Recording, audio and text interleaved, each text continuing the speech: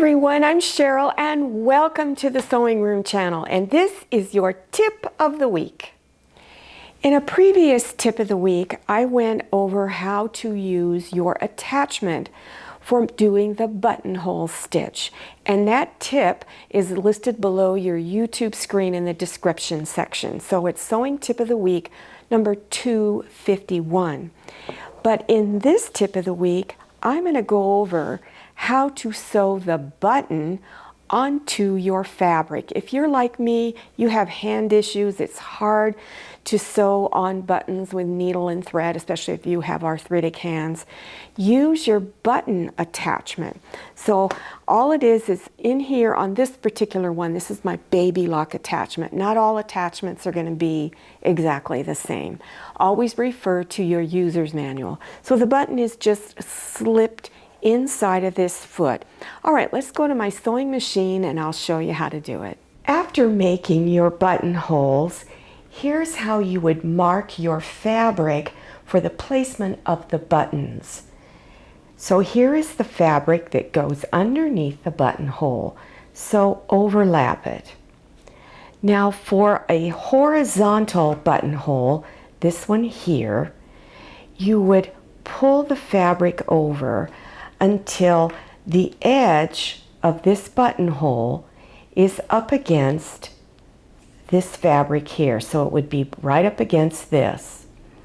Then go to this end of the buttonhole, and I just push my pencil or a fabric marker right in there and make a mark.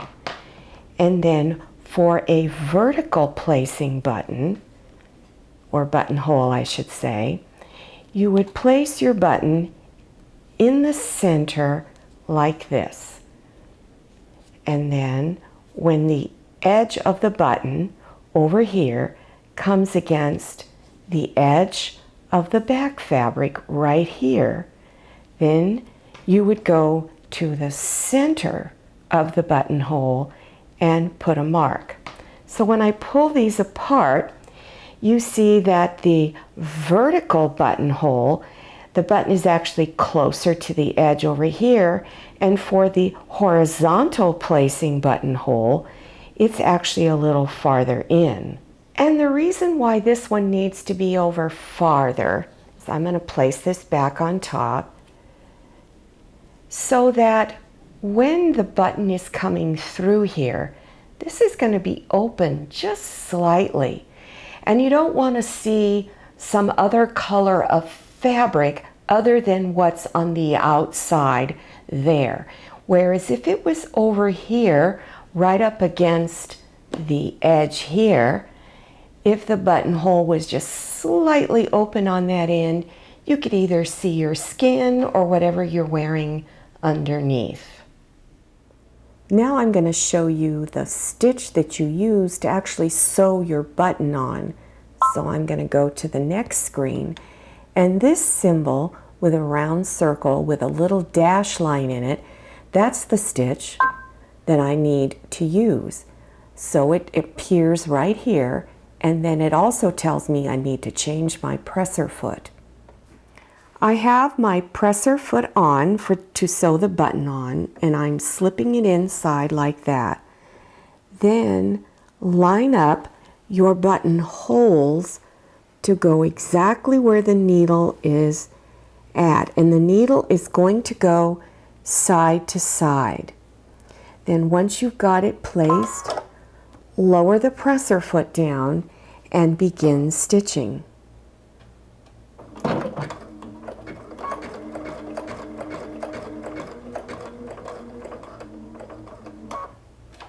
And cut your thread, and you're all done.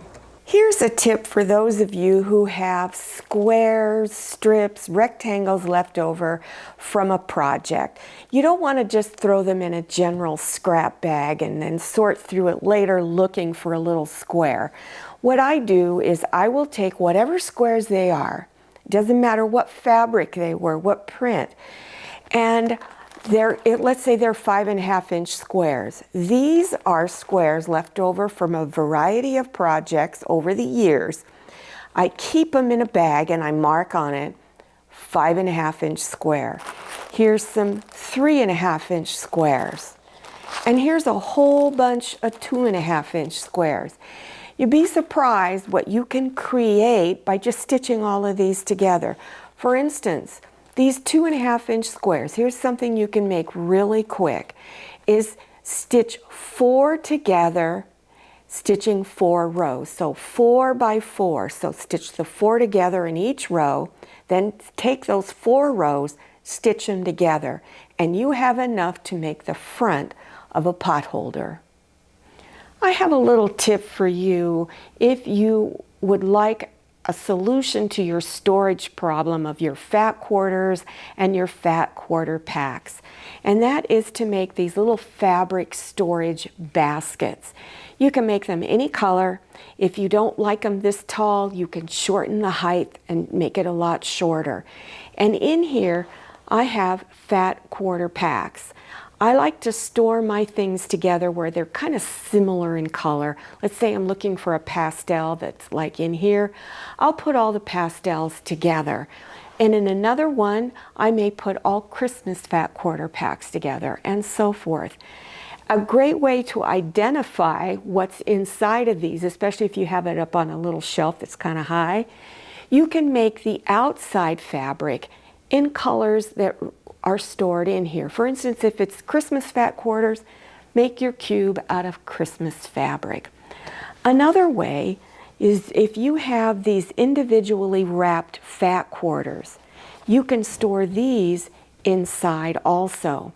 If you have a lot of fat quarters and you don't want to make that many fabric storage cubes, get those plastic shoe boxes that you can get at Walmart, and they hold a lot.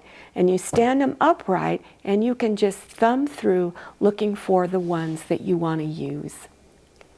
Here is a placemat I made a long time ago, and I ran across it and I had forgotten about something I did that was interesting and turned out really fun and kind of cute, is if you have to look really close at the edge.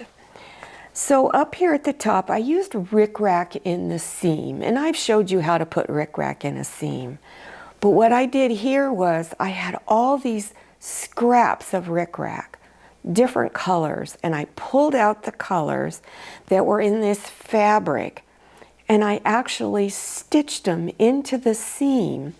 And so when I came to the end of that little scrap, I pulled the end of it hidden inside of the seam and then laid the next one to it. And it just makes a real interesting little trim. You wouldn't know that it was separate scraps of rickrack.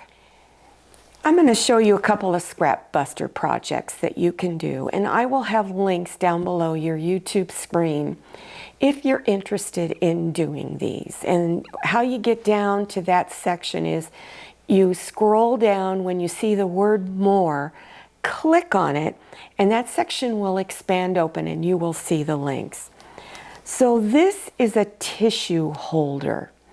It takes 3 pieces of fabric, all cut the same size. So you have one on the bottom, you take the other 2, fold them in half, bring the folded edges together at the middle, stitch around the edge, turn it right side out, insert your tissue pack, and this is really, really quick.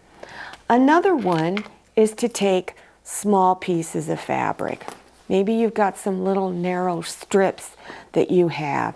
You can make a wristlet out of it, and you have some interfacing in between your layers of fabric, stitching along here. Then you can insert a D-ring at the bottom, which you can get at the hardware store, and then attach to it any other key ring or lobster claw so you can carry keys. And then you can just put it on your wrist and go out for your walk.